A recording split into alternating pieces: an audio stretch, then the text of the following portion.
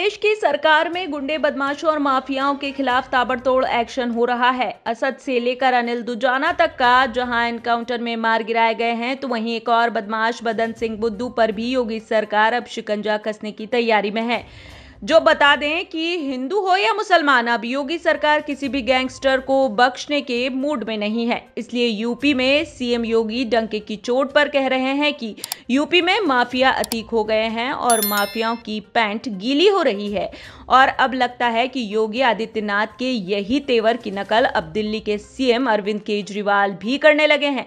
दरअसल यूपी में तो योगी के राज में कई छोटे से लेकर बड़े गैंगस्टर का खात्मा हुआ है।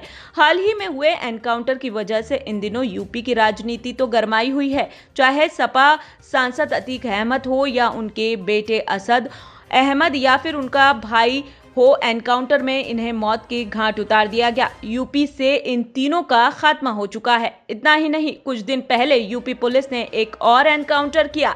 इस एनकाउंटर में अनिल दुजाना को यूपी पुलिस ने मार गिराया। यूपी में हो रहे ताबड़तोड़ गुंडों के खिलाफ एनकाउंटर की कार्यवाही के बाद यूपी के सीएम गोरखपुर में एक आम सभा को संबोधित करने गए, जहां उन्होंने यूपी की कानून व्यवस्था का जिक्र करते हुए कहा था कि आज उत्तर प्रदेश में कानून इतर काम करने की इजाजत किसी को नहीं है। मजबूत कानून व्यवस्था यही है जो लोगों की जान के दुश्मन बने थे, आज उन्हीं की जान के लाले पड़ गए हैं। ऐसे माफियाओं का यूपी में खात्मा हो चुका है और इसी बदले प्रदेश में जनता को आतंकित करने वाले गुंडे बदमाशों को जब कानून सजा सुनाती है तो वहीं उनकी पैंट गीली हो जाती है। यूपी को माफिया राज से आजादी दिलाने में लगी योगी आदित्यनाथ ने ताबड़तोड़ हो रही माफियाओं के खिलाफ कार्यवाही के लिए अपने ही अंदाज में कहा कि अब कानून व्यवस्था के खिलाफ जो भी जाता है उनकी सजा जरूर मिलती है। योगी आदित्यनाथ के दिए हुए बयान, जिसमें उन्होंने कहा था कि माफियाओं को जब कोर्ट सजा सुनाती है तो उनकी पैंट गीली हो जाती है, उन्हीं की नकल करते हुए दिल्ली के सीएम अरविंद केजरीवाल इसी के लिए शराब घोटाले के आरोप लगने के बाद मुख्यमंत्री केजरीवाल ने जांच एजेंसी ईडी को आड़े हाथों लेते हुए जोरदार हमला बोला और कहा है कि ईडी पूरे देश में नोटिस जारी करती है, जिसको नोटिस मिलता है उसकी पैंट गीली हो जाती है। लेकिन वहीं संजय सिंह को ईडी देती है नोटिस तो ईडी की पैंट गीली हो जाती है। जांच एजेंसी को निशाना बनाना सियासी पार्टियों के लिए कोई बड़ी बात नहीं है। आए दिन कोई ना कोई पार्टी जांच एजेंसियों के खिलाफ सवालिया निशान उठा देती है। इस बार संजय सिंह के बहाने आम आदमी पार्टी ने नेता अरविंद केजरीवाल ने ईडी के पैंट गीले होने वाले बयान दिया, क्योंकि कुछ दिन पहले यह खबर आई थी कि ईडी ने चार्जशीट में संजय सिंह का नाम डाल दिया है। तो वहीं उन्होंने एक प्रेस कॉन्फ्रेंस में कहा था कि वे ईडी के खिलाफ आपराधिक मानहानि का केस करेंगे।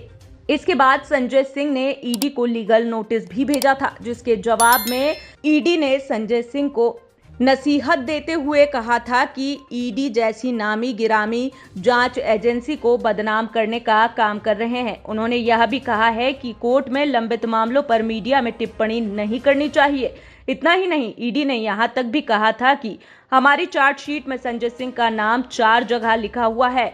इतना ही नहीं, उन्होंने कहा कि 3 जगह संजय सिंह का नाम सही लिखा है, लेकिन चौथी जगह टाइपिंग की मिस्टेक से राहुल सिंह की जगह संजय सिंह का नाम आ गया है। इसलिए वह मीडिया में बयानबाजी ना करें और अपनी लीगल नोटिस वापस लें।